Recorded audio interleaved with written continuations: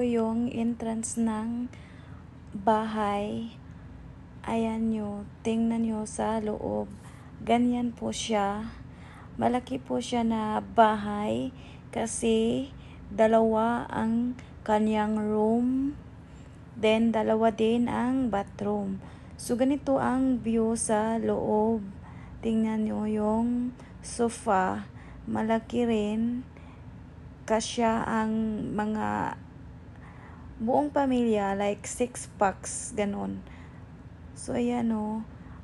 Malaki, malinis, at komportable na mag-stay kayo dito. Yan po yung isang room. Tapos, yung kitchen. At, syempre, complete na din yung things sa loob. Like,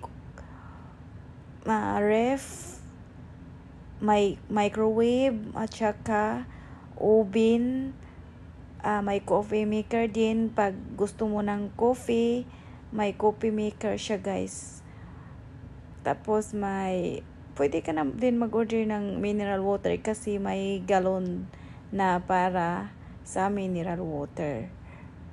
So, kailangan lang talaga malinis ang bahay pag nag-stay ka. So, ganito yung view sa kusina niya. Nakita nyo, may oven na. At saka, may gamit talaga siya, guys, pang kusina. Kaya maganda pag dito ka mag-stay. Lalo na pag long term. At saka, yung bill ng water, maliit lang din, mga 500. Ito yung bedroom. Malaki po ang bedroom. Ito yung master bedroom, guys. Ito yung master bedroom na tinatawag. Ayan, malaki naman siya. Kasya yung dalawang tao. Siyempre, pag couple, kasya kayo.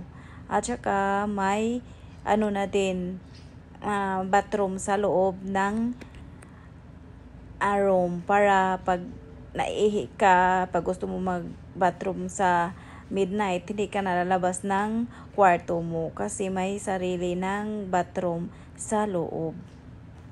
Ayan o, malaki naman ang space. May pa-table pa. Ayan, i-open natin ang bathroom niya para makita nyo sa loob.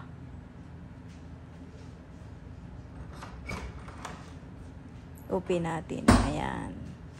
Ganyan po ang hitsura ng bathroom. May hot water or cold water kasi may heater na.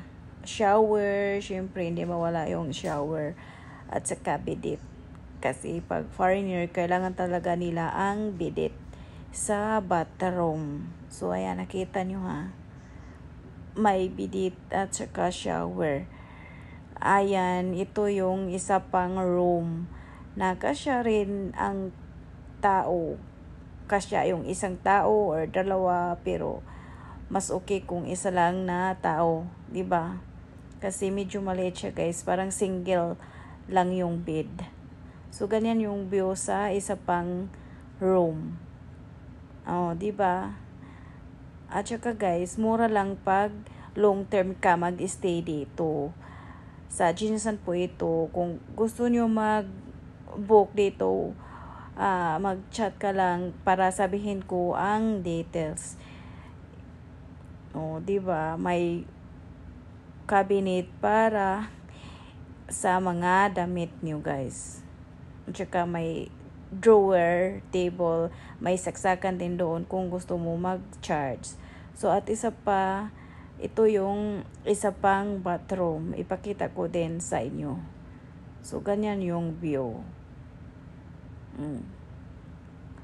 Diba? Ganyan din yung view. Pag gusto mo na maghilamos, mag-toothbrush, so dyan ka lang kasi malapit lang yan sa sala.